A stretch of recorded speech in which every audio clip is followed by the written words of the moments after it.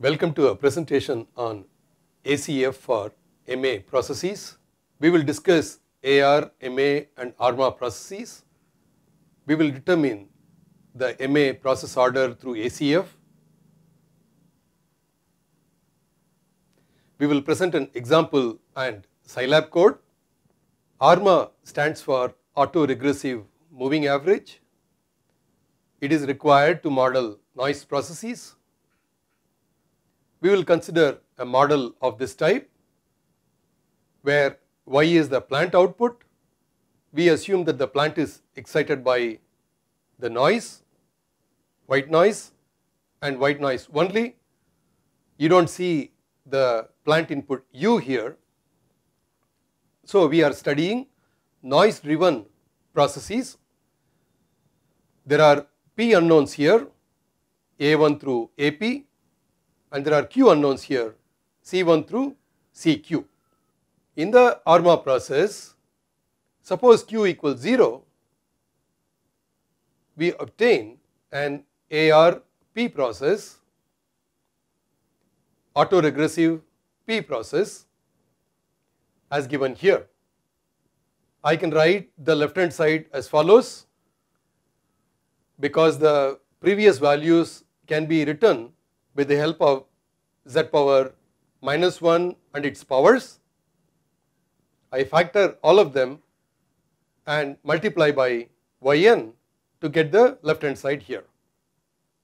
Or equivalently, I can express y as a function of c by taking this to the denominator as given here. I can write it as a polynomial in z as given here. Of course, when I write az, I could mean powers of z inverse as we have been doing until now. So here is the model that we started with. It is a random sequence whose value yn can be represented as a weighted finite aggregate of the p previous values, that is y is a function of the p previous values plus a white noise sequence c. This is said to be an AR process of order p. We can also get a moving average process out of this from the general ARMA process. So what do? We put p here to arrive at MAQ process. So I get only yn from the left hand side. On the right hand side, I retain all of them, all the q unknowns. So we have MAQ process,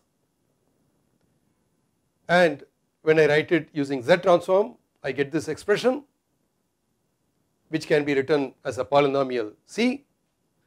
So MA is a random sequence whose value yn can be represented as a finite combination of the past white noise sequence. Here are the q past white noise entries plus a random error c.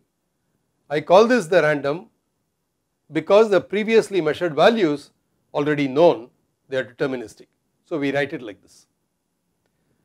So this is said to be an MA process of order Q. ARMA contains both AR and MA components.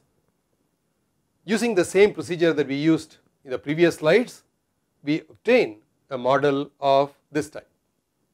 We will now develop a method to determine the order of MA1 process as given here. It has only one unknown, C1. How do we find this? We will calculate the ACF autocovariance function at 0 lag. So gamma yy0 is given by this expectation of yk and yk, which is obtained by multiplying these two, and for y we substitute from here. These are identical. Multiply and take the expectation.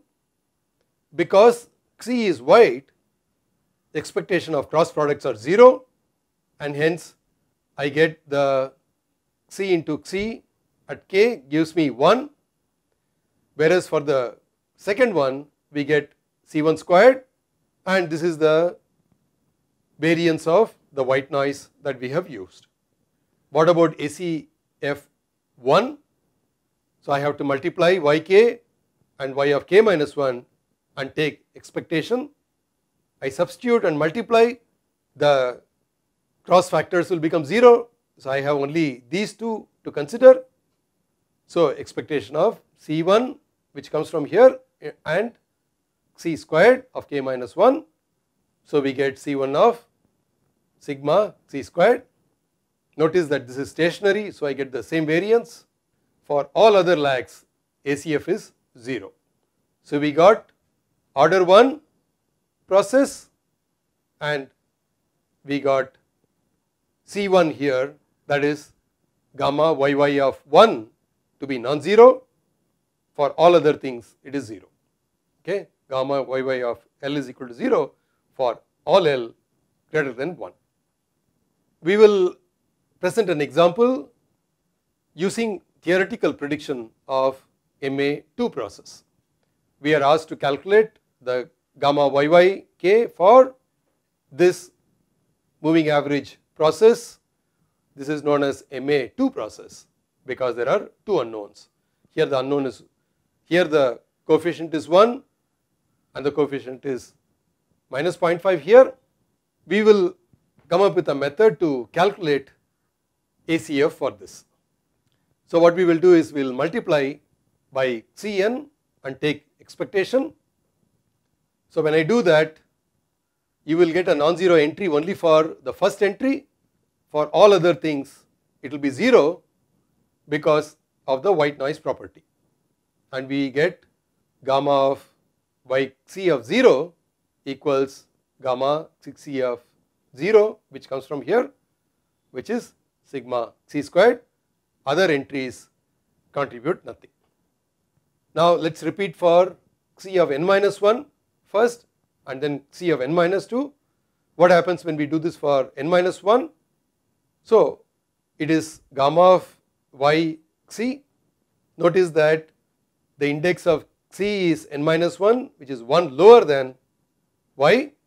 So the noise comes first at time instant n minus 1 and its effect is felt at time instant n. So and that is given by the multiplying effect of c with this factor here, with this term here. So I get gamma 6c of 0, and which is nothing but sigma c squared. Now can you guess what will happen when I multiply this whole thing by c of n minus 2 and take expectation? If you do this correctly, you will see that only the third term will contribute, and as a result I get minus 0.5 sigma c squared. So we have evaluated gamma of yc at 0, 1 and 2 lags. You will have to remember this. We are going to use this in the next slide. So once again we start with the same process. Now we multiply by yn, yn minus 1, yn minus 2 and take expectation. So let us multiply by yn, and that will give me this equation, and next gamma yy of 1, gamma yy of 2. So here what we have done is, let us go back here. When I multiply by yn minus 1, you see that when I multiply yn minus 1 and c of n, n is greater than n minus 1. We are talking about the effect of future noise on the current input, future noise on the current output, because this is n minus 1, this is taken as the current value. So c of n becomes future. Obviously that will be 0, and of course that will result in gamma yc of minus 1, which is 0. So that term is ignored. So these two terms contribute these two.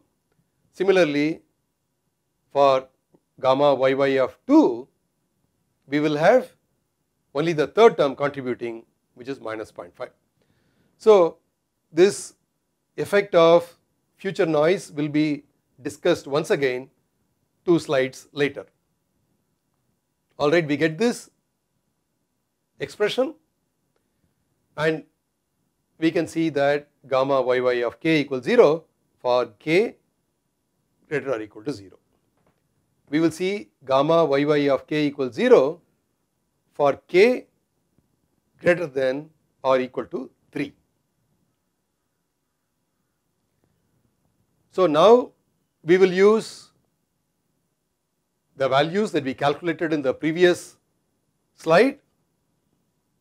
We obtained the values for lags 0, 1 and 2, and if you substitute in the expression above, we will get gamma yy of 0 to be 2.25, 1 plus 1 minus 0.5 into minus 0.5, which is coming from here. So it will be 2.25. Gamma yy of 1 will be 0.5 because this is 1 from here. The second entry is minus 0.5, 1 minus 0.5 is 0.5 times sigma c squared, and yy of 2 is minus 0.5 sigma c squared. Now what we will do is we will scale this by dividing all three of this with gamma yy of 0. So you get 1 for this, 0.22 for this, and for the third one you get minus 0.22, and I am going to show a Scilab plot for this using this code called ma.sce. What I do is I give this excitation with this white noise and the plant output is taken as V, and the Scilab code given in the previous page computes ACF and plots it. Remember, we had the values of 1, plus 0.22 and minus 0.22. We will now general process, MAQ process given here. We will multiply by yn and take expectation. So we get the entries here. It is straightforward to arrive at this expression. We have used cross covariance function on the right hand side, autocovariance function on the left hand side. This is for yn. Next we will multiply by yn minus 1 and we get this expression. Remember, like we did in the previous slides, we get gamma yc at minus 1 because you have cn multiplying y of n minus 1, future input affecting the current output. As a result, because of causality, this becomes 0, and you can see that this whole thing gets shifted by 1. So this is the causality principle that I talked about, and the output cannot depend on future input C. We obtained these two from the previous slide. We continue this and stack them, we get this expression. Notice that in the second line we had 1 less than the previous line, and in the next line we will get 1 less and so on. It keeps decreasing, and finally gamma yy of q is CQ, only one non-zero entry, all other entries are 0, and for any index greater than q it becomes 0. Gamma yy of k equals 0 for all k greater than 0, for all k greater than q. Gamma yy of k equals 0 for all k greater than q. So the general rule is a plot of gamma yy of k versus k becomes 0 for all k greater than q. In fact, the Scilab code ma.sce that I showed earlier is for arbitrary order. We plotted for several lags. I would like you to try this code ma.sce not only for this example but also for other examples and convince yourself. With this, I have come to the end of this presentation. Thanks for joining. Goodbye.